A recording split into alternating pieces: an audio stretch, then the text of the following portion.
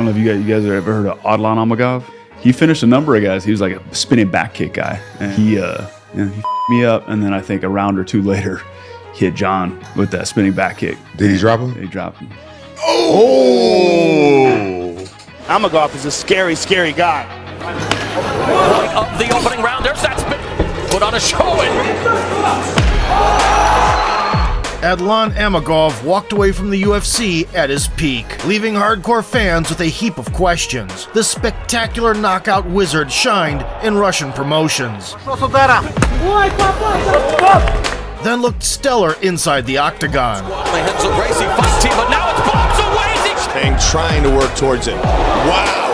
But in 2013, he suddenly traded money and fame for the peace of home. Today, we look back at the run of the Chechen Wolf in MMA, a story that leaves no one indifferent. For the takedown. Yeah, Amagov's scary. TJ's in trouble. He's in big trouble. Trying to finish it here. Big shots. It's over. It's over. It's over. It's over. Adlan got into martial arts at the age of 19. After witnessing a scuffle near his college, he realized that academic degrees alone wouldn't cut it on the streets. Two guys started fighting. They brawled like lions. I watched them. And the next day, I signed up at the gym. In just a couple of years, Amagov went from a rookie to Russian combat sambo champion.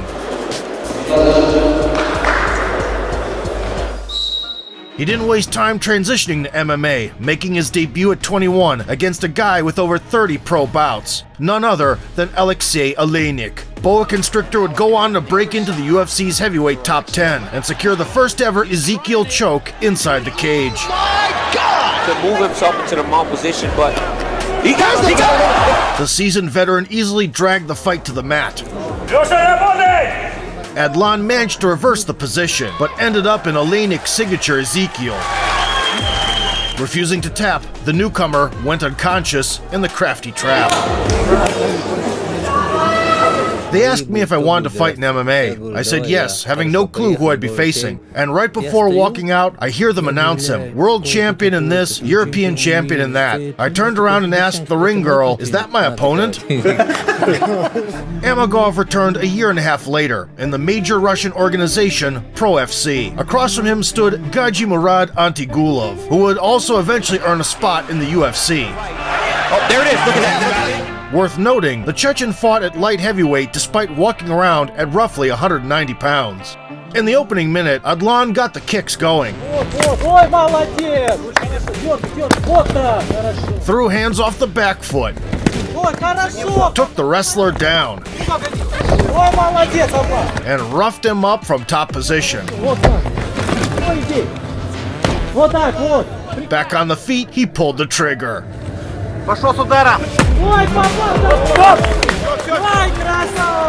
Unleashing a wicked overhand right on the button, Amagov offered the first glimpse of his potential. Just 3 months later, he would showcase his flair for flashy kicks.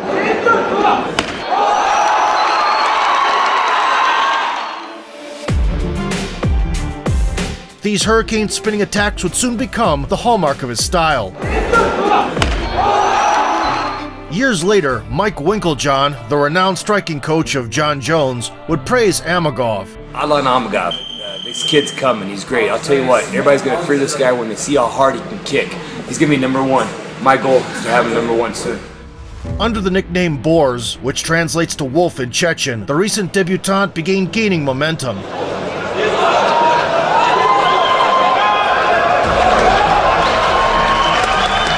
The following year marked a turning point in his career. In 2010, he went undefeated across 5 outings. Amagov consistently fired off kick salvos. Out-wrestled his foes. Dominated on the ground.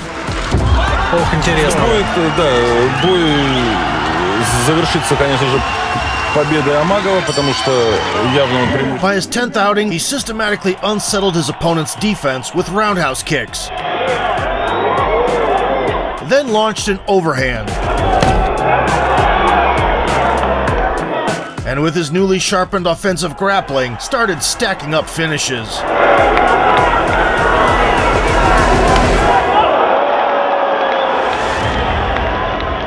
The echo of his chasing high kick reached all the way to the US, and before long, Boers signed a deal with Strikeforce. For his last few fights in Russia, Adlan prepared with a prominent team that included Fedor's brother, Alexander Emelianenko. But his first camp in the States took place at K-Dojo, where he trained and learned English, side by side with a young Khabib Nurmagomedov, who at the time was just getting ready for his UFC debut. Hello, Eagle. How are you? No bad, you too.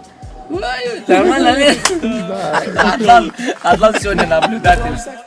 In July 2011, the Chechen Wolf learned that having lunch before weigh-ins is not necessary and dropped down to middleweight. He faced an experienced grappler, Ron Stallings. Early on, the American hoped to slow Adlan down with low kicks. He needs to realize that right now and get this. Definitely had a kick in that opening. Amagov responded in kind. The past. Stallings is trying to close that kick to the lead leg and keeping the advancing adversary at range. Well, and he wasn't choked unconscious. And now walks it right while unloading his patented kicks. Strikeforce debuts, and there's a absolutely he's side kick there. Waypoint of the opening round. There's that spinning back. Boers also held his own in the wrestling realm, scoring a couple of takedowns late. And Stallings able to get back up. Nice. After the break, Stallings managed to force a clinch, looking to tee off on his lead leg and now closing. But the Sambo specialist countered with two Harai Goshis, or hip throws. Amagov and Stallings, and again, that's 3 times in this fight, now feeding him. However, this burst of activity and lack of experience came at a price. Amagov keeping him at bay with all kinds of strikes here. Final 5 seconds, a flurry from Amagov. He ends up on his back. Stallings now with some ground and pound to end the round. The fresher opponent took over. An opportunity right now to make a big splash here in his Strikeforce debut. A series of knees now from He landed some of those and scoops him right up. Threatening with 2 different sub-attempts to save his arm. From Stallings, nice reversal here, looking for the backdoor escaping. But now his arm's still in there, but a nice escape. Amagov survived purely on grit and never stopped throwing. Wins are down that time. Amagov again misses with the left hand as Stallings ducks, gets hit in the body. Final 5 seconds. These two are going to swing for the fences to close the fight. When the dust settled, Boers had dominated most of the fight, but the mistakes and cardio issues nearly cost him the decision. Adlan Amagov. Having worked on his weak points, Adlan came back 4 months later against Anthony Smith. The American would go on to challenge for UFC gold and earn a reputation for his lethal ground game. But back in Strikeforce with a 15-7 record, Lionheart was considered a knockout artist. Amagov didn't plan to brawl and dumped Smith to the mat at the first opportunity. Wild swing. He's working his tail off to get that takedown. He just whipped it. Forget But when the ref did Anthony a solid and stood them back up, Adlan decided to take matters into his own hands. Likes of AMA Bomb Squad and the Henzo Gracie fight team, but now it's bombs away as he catches him with the right hand. Ground and pound, and Amagov records his 6th win via form of knockout. Smith gambled in a game of Russian roulette, only to catch the bullet at the 3-minute mark. And boom, there it is. After that wild slugfest, the Chechen Wolf drew a future UFC champion, Robbie Lawler. At the time, Ruthless already had notched 15 KOs in 18 wins, and was regarded as the most dangerous striker in the promotion. Right on the button, but Lindland stands up. Lindland gets knocked down, and he is... In January 2012, Adlan had no intention of trading bombs with the prime Lawler, and secured a takedown right out of the gate. Comes forward quickly, and Amagov secures the takedown. But after headlocking Robbie and pressing him against the cage, Boers made a critical mistake. Illegal knee strike. When the action reset, Amagov looked too hesitant. Lawler, in contrast, stayed razor sharp. That is speed. And that's the way you respond to an illegal knee strike. Robbie Lawler, how poetic is that? Robbie faked a step, and his flying knee found a home. Just beautiful. Subsequently, Adlan admitted that the foul made him feel ashamed, so his will to fight evaporated. Schooling the up-and-comers here tonight. To reset after the loss, he took some time off. Still relatively new to martial arts, Boers entered the Naga grappling tournament and won first place.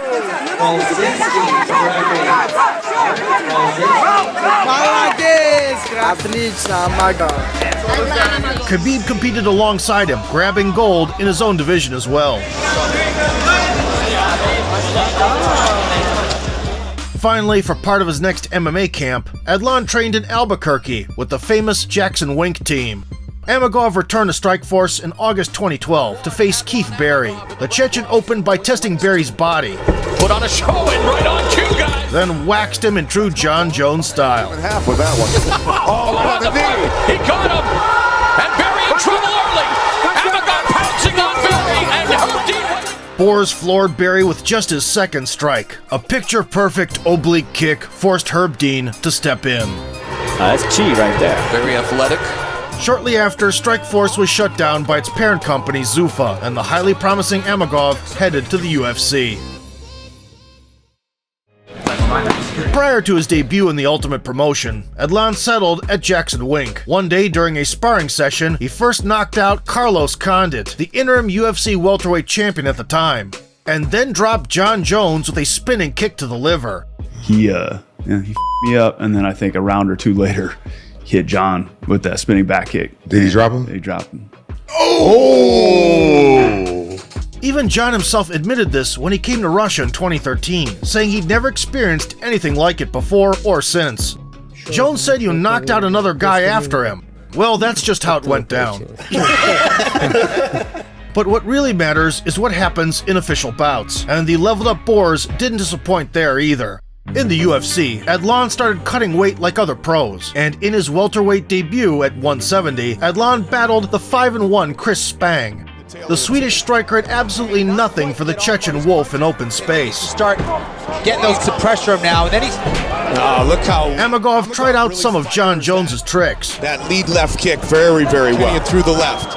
Uppercut. Because you never know what Amagov is going to throw. And whenever necessary, took the helpless Spang down. Takedown. And that's what Spang needs to do. Back him up.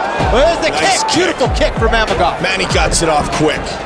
Background that he can work in this position. Threat of a second technique like this is as dangerous. He didn't forget how to wow the commentators with flashy kicks either, including the rare Hoog tornado. Solid kick in the spin. Wow. Really mixing it up nicely.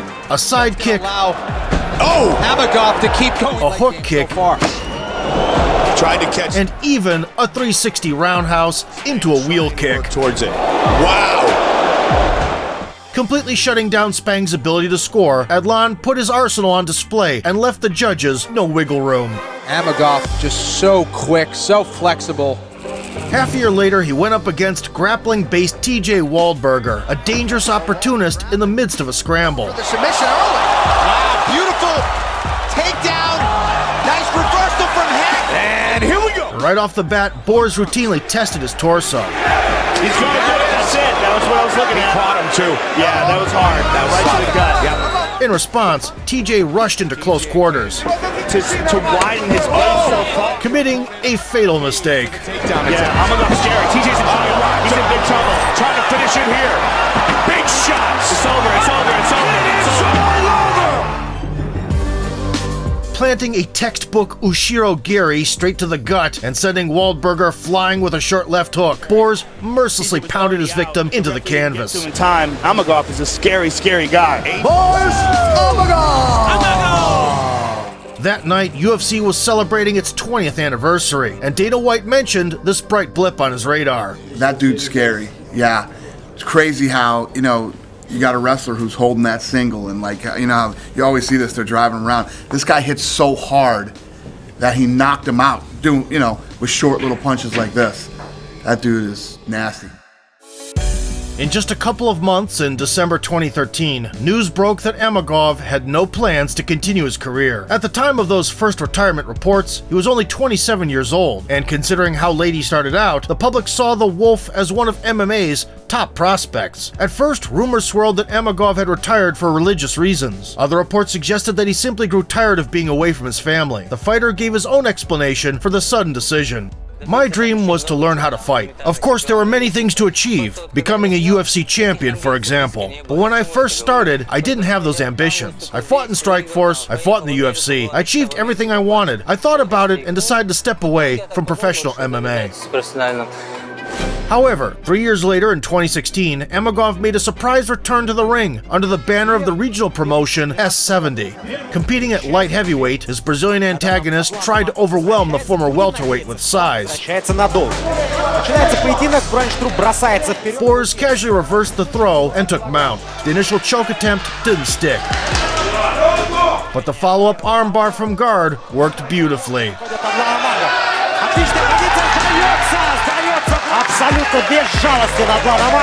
Many fans were hoping for a full-scale comeback, but that fight turned out to be nothing more than a farewell performance. After that exhibition, Adlan only competed in amateur tournaments purely for fun. When asked to assess Amagov's potential before he retired, legendary coach Greg Jackson once said, "I've never seen anyone that strong at this weight. He could have easily been a champion. Easily. And more than once. I miss him a lot. I really wish he'd come back. What a talented guy."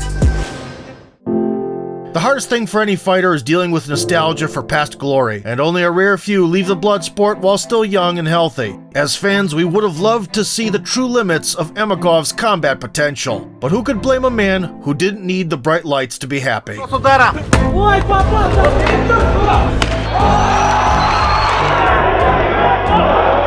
Spang trying to work towards it. Wow! Another solid kick in the spin. Likes of AMA bomb squad on the heads of Gracie fight team, but now it's bombs away. I'm doing great, living my life, enjoying every moment. I still watch fights sometimes, attend events. Everything's good. If you enjoyed this video, we'll kick the like button, subscribe to the channel, and vote for sport.